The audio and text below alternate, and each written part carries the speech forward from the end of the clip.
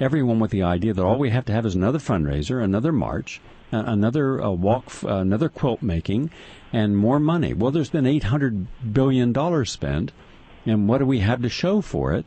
And we've had over 69 different research projects on the vaccine that would be the one that would cure. What do they have to show for it? And we're right back to where we started. So I'm saying that, do we have the courage to look for the truth? Now let's go over and say hello to Clark Baker. Hi, Clark. Hi, good evening.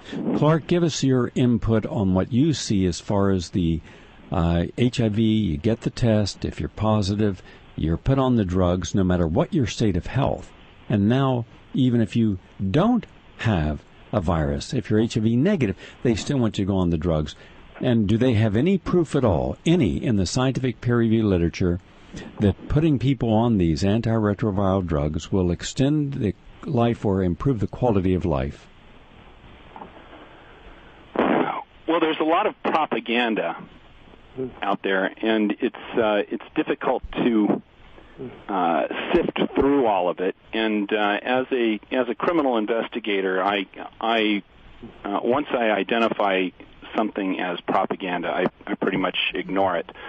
The first, I'm not a investigative reporter. I'm a private investigator, and I've investigated a lot of criminal cases. And the pharmaceutical industry in the past 3 years has spent $10 billion to settle thousands of criminal and civil complaints related to the illegal marketing of drugs that kill or injure between 2 and 4 million Americans every year. So by any standard, such an organization would be considered a criminal enterprise. So this is a remarkable moneymaker, a remarkable scam, and I look at it from a criminal standpoint. When I was first looking at the evidence that you're talking about back in 2008, 2009, I contacted the CDC and the NIH, and I asked them specific questions, and I kept getting responses from social marketing websites like air.org and Edelman. I could never get a response directly from the government agencies. And when you go back to the government agencies and look at their disclaimers, they tell you, they admonish the reader not to trust third-party websites. So the U.S. government, the NIH, the Health and Human Services, they're contracting with third-party websites that have no obligation to tell the truth. And the disclaimer on the government website says, don't believe them. So so when you read the literature that comes back from the social marketing website and you actually take the time and look through their information and ask them follow-up questions, eventually they get tired of you and they say, well, go ask your doctor. Well, if you know where the doctors are getting their information, they're getting it from the same place that I looked, and other medical, pharmaceutically funded websites. So, but as far as drugs, and let me just talk about one drug. One of the top-selling HIV drugs today. It's called Atripla. It contains 3 main components: efavirenz, tenofovir, and Truvada. Efavirenz is a highly addictive psychotropic drug, and I'll get back to that in a second. The other 2 drugs cause bone reduction, fat redistribution, immune reconstruction syndrome, kidney failure, lactic acidosis, liver failure, and myopathy, among other diseases. So basically, if you never have sex and you take these drugs, eventually you will acquire an immune deficiency syndrome and you will die. The third component is efavirenz, also known as Sestiva. This drug, I've got videotape on our website, OMSJ.org, that shows kids smoking it like crack cocaine. Now, I've arrested over 2,500 drug addicts when I was with the LAPD. I've physically examined them, I interviewed them, and I processed them. And I've evaluated lots of different street drugs. But ephedrine, the symptoms appear very much like a hypnotic, like LSD.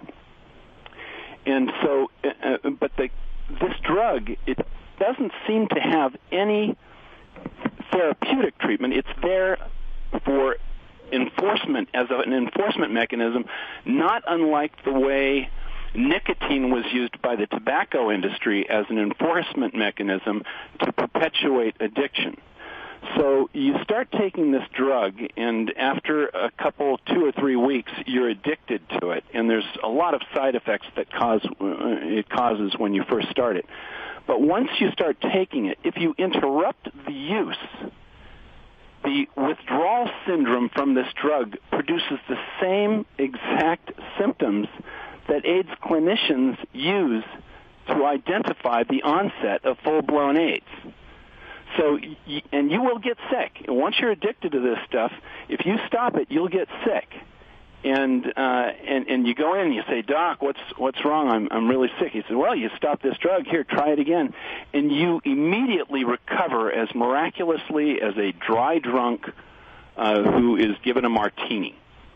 It's the same thing. Now, Atripla has, in the last quarter, reported October 2012, their sales went up 8% from $794 million to $865 million in just one quarter of last year.